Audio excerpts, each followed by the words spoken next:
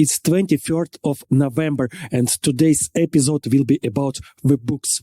I read quite a lot since before the war. I have accumulated a rich library of electronic books available on my smartphone anywhere and at any time. In the first weeks of the war, I could not read at all. The stress was so strong that the information simply could not be assimilated. I could not tell myself a single word about what I had just read. And although the stress has not completely passed, I can already read and do it all my free time. As before the war, in recent months, I have been reading almost exclusively non-fiction books about history, about religion, about wars and revolutions. But a few days ago, I came across, for the first time in decades, republished novels by Ukrainian writer Klim Polyshuck, and now I just can't tear myself away from them. Polyshuck belongs to the so-called executed Renaissance, a whole constellation of Ukrainian writers, poets, directors, and artists who were executed by the Soviet authorities in 1930s. I already had a separate episode dedicated to the executed Renaissance. If you missed it, you can find it and take a listen to it. The Soviet government consigned the legacy of the executed to oblivion. Their books were not published. Their films were hidden in the dusty cellars of film studios. Their paintings were at best thrown into the far corners of museum storages. At worst, they were burned. A whole giant layer of Ukrainian national culture was destroyed, and the Ukrainians were told that their culture was poor and uninteresting. It is the standard approach of empires to destroy the brightest representatives of the culture of the conquered people and then talk about the lack of culture in these people. So, returning to Polyshuck, whose novels I am now reading avidly. He was a direct witness of revolutionary events in Ukraine at the beginning of the 20th century.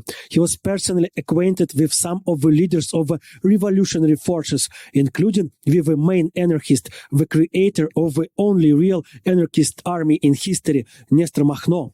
One of Polyshuck's novels is completely devoted to Makhno and his peasant army, which was feared by the Bolsheviks, the monarchists, and all other sides in the endless wars of that time. Polyshuck book about Makhno was published once in the 1920s in Poland, and only last year it was republished again. Its language is quite archaic. I think literary critics will be able to find fault with the style of a narration and some theatricality of the characters, but in general this book is an excellent cast of that era. The era when Ukraine had a chance to escape from the clutches of the empire, gain independence, and live like a normal European country. The dialogues of some of the characters in this book, written 100 years ago, are literally repeated now in trenches and dugouts. Just like 100 years ago, Ukrainians discuss the insiderness of Russians, make plans for a future life in which there will be no place for Moscow, quarrel over politicians, and miss home. Despite the similarity of the events of the 20th and 21st centuries, there is still one but a fundamental difference. More than 100 years ago, when the Russian Empire crumbled, many forces claimed to represent the Ukrainian people and the Ukrainian state. These forces fought not only against external enemies, but also against each other.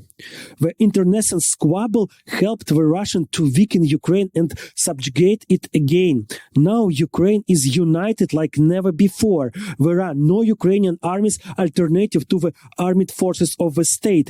None of the sane politicians disputes the legitimacy of the president and the government, even if he or she is in the most severe opposition to them.